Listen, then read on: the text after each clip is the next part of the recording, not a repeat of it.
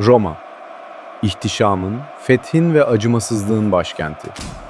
Kolezyumun devasa taş duvarları arasından yükselen çığlıklar, sadece bir eğlenceyi değil, bir medeniyetin karakterini simgeliyordu. Kumun üzerindeki kan daha kurumadan bir yenisi dökülür.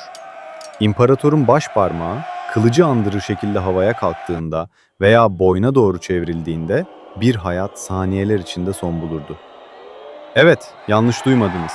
Hollywood'un aksine baş parmağı aşağı indirmek değil, pollice verso yani parmağı çevirmek ölümü simgeliyordu. Yaşam ise baş parmağın avuç içine saklanmasıyla bağışlanırdı. Peki bu adamlar kimdi? Sadece ölüme mahkum edilmiş köleler mi, yoksa Roma'nın yaşayan ilahları mı? Bugün tarihin en ikonik savaşçılarını, Hollywood'un bize anlatmadığı tüm karanlık detaylarıyla işliyoruz.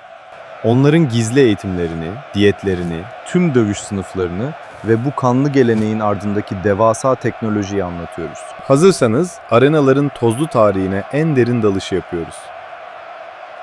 Bir gladyatörün hayatı genellikle bir pazarlıkla başlardı. Lanista adı verilen gladyatör sahipleri köle pazarlarını gezerken sadece kas gücüne bakmazlardı. Gözlerdeki ateşi, acıya dayanıklılığı ve soğukkanlılığı ararlardı. Evet, gladyatörlerin çoğu savaş esiri veya ağır suçlulardı. Ancak Roma'nın altın çağında auctorati adı verilen hür vatandaşlar da bu dünyaya gönüllü giriyordu. Borç batağındaki bir soylu veya şöhret tutkusuyla yanıp tutuşan bir genç, özgürlüğünden vazgeçip o korkunç gladyatör yeminini ederdi. Uri, Vinciri, Verberari, Ferroke Necari. Yani yakılmaya, zincire vurulmaya, kırbaçlanmaya ve demirle öldürülmeye razıyım. Seçilen adaylar Ludus adı verilen özel okullara kapatılırdı. Burası bir hapishane disipliniyle yönetilen bir askeri kamptı.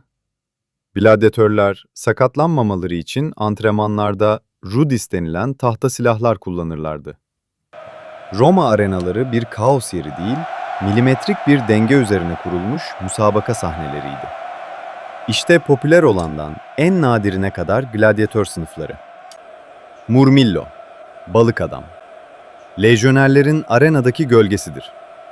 Başındaki ağır miğferin üzerindeki balık figürüyle tanınır. Devasa dikdörtgen bir kalkan, skutum ve kısa kılıç gladius taşır. Tam bir savunma makinesidir. Retiarius, ağacı. En riskli ama en etkileyici sınıftır. Zırhı yoktur. Sadece sol omzunda galerus denilen metal bir plaka bulunur. Elindeki ağ ve üçlü mızrak, trident ile rakiplerini uzaktan avlar. Hızı onun tek zırhıdır. Traex, trak. Küçük kare kalkanı ve ucu kavisli Sica kılıcı ile ünlüydü. Sica, rakibin kalkanının arkasına dolanıp hayati organlara saplanmak için tasarlanmıştır. Genellikle Murmillo ile eşleştirilir.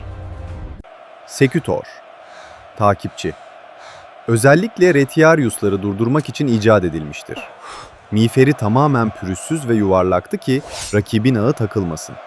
Göz delikleri ise mızrak girmemesi için çok küçüktü. Ancak bu durum nefes almasını zorlaştırıyor ve onu çabuk yoruyordu. Hoplomachus. Eski Yunan hoplitlerini andırırlardı. Küçük bir yuvarlak kalkan, parmula ve uzun bir mızrak kullanırlardı. Dimachierus.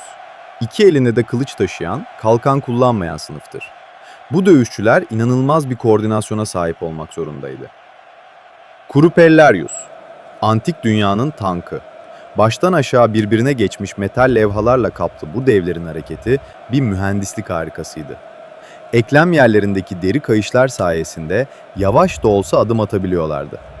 Rakibi yorgunluktan bitap düşene kadar bir heykel gibi darbeleri karşılar, sonra tek bir hamleyle işi bitirirlerdi. Onları yenmek için kılıç yetmezdi. Ya bir balyozla zırhı ezmeniz ya da onları devirip bir kaplumbağa gibi ters bırakmanız gerekirdi. Andabata, kör savaşçılar. Belki de arenanın en trajik sınıfıydı. Miğferlerinde göz delikleri yoktu. Birbirlerini göremeden sadece sesleri dinleyerek dövüşürlerdi. Esedarius, savaş arabacıları. Kelt geleneğinden Roma'ya taşınmıştır. İki atın çektiği arabalarla arenaya fırtına gibi girer, mızrak atar, sonra aşağı inip kılıçla dövüşürlerdi. Laquearius, Retiarius'un bir türevidir ama ağ yerine kement kullanırdı. Rakibini kementle yakalayıp kendine çekmeye çalışırdı. Pegniarius, kamçı ve sopalarla dövüşen, büyük maçlar arası halka eğlendiren şovmenler. Gladiatrix, kadın gladyatörler. Amazon ve Akilya gibi isimlerle anılan bu kadınlar, genellikle miğfersiz ve üstsüz dövüşerek cesaretlerini sergilerlerdi. Milattan sonra 200 yılında tamamen yasaklandı. Pek çok kişi gladyatör dövüşlerini kuralsız bir kasaplık sanır. Oysa arenada beyaz bir tunik giyen ve elinde uzun bir değnek tutan summa rudis adı verilen hakemler vardı. Bu hakemler dövüşü durdurur, ekipmanları düzeltir ve dövüşün teknik bir seviyede kalmasını sağlardı. Dövüş bittiğinde ölenler Libitina kapısından taşınırdı. Orada ilginç bir ritüel vardı.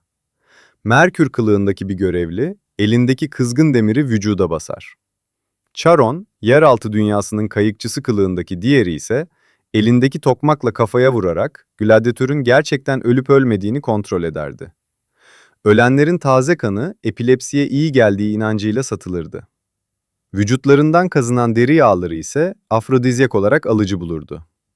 Cesetler spoliaryuma götürülür, zırhları sökülür, bir sonraki aday için titizlikle tamir edilirdi. Bu konuların üzerinde devleşen gerçek efsaneler. Spartaküs, Krixus ve Anemaus. Capua'daki Ludus'tan kaçan bu üçlü, Roma'ya diz çöktüren büyük isyanın liderleriydi. Spartaküs bir strateji dehasıydı. Krixus saf öfkeydi. Anemaus ise disiplinli bir komutandı. Celadus ve Crescens. Pompei duvarlarındaki kızların iç çekişi Celadus ve genç kızların efendisi Crescens, antik dünyanın en büyük seks sembolleriydi. Flamma. Suriyeli bir sekütör olan Flamma, tam 34 galibiyet aldı. Özgürlük kılıcı Rudis, ona tam 4 kez sunuldu ama o her seferinde reddedip arenaya döndü. O, arenanın adrenalinine bağımlıydı. Commodus. Kendini Herkül sanan imparator, arenaya bizzat inerdi. Ama dövüşleri her zaman hileliydi. Ya yaralıları öldürür ya da güvenli mesafeden ok atardı. Karpoporus. Bir günde 20 vahşi hayvanı, gergedan ve aslanlar dahil, öldüren efsanevi bestiari. Priscus ve Verus. Kolezyumun açılışında saatlerce dövüşüp birbirini yenemeyince, İmparator Titus tarafından her ikisine de aynı anda özgürlük verilen tarihteki tek çifttir. Spiculus. İmparator Nero'nun favorisiydi. Nero ona saraylar hediye etmişti. Hatta intihar ederken canını alması için Spiculus'u aramıştı. Celadus. Trak. Pompei duvarlarındaki grafitilerde onun adı her yerdedir. Onun için Suspirium Puellarum, yani kızların iç çekişi yazılmıştır. O, antik dünyanın en büyük hayran kitlesine sahip gerçek bir seks sembolüydü. Gösterilerin sabah seansı olan Venatio, Roma'nın doğaya hükmetme arzusuydu. Kolezyum sadece bir stadyum değil, devasa bir makineydi. Yer altındaki hipogeum tünellerinde 28 asansör vardı.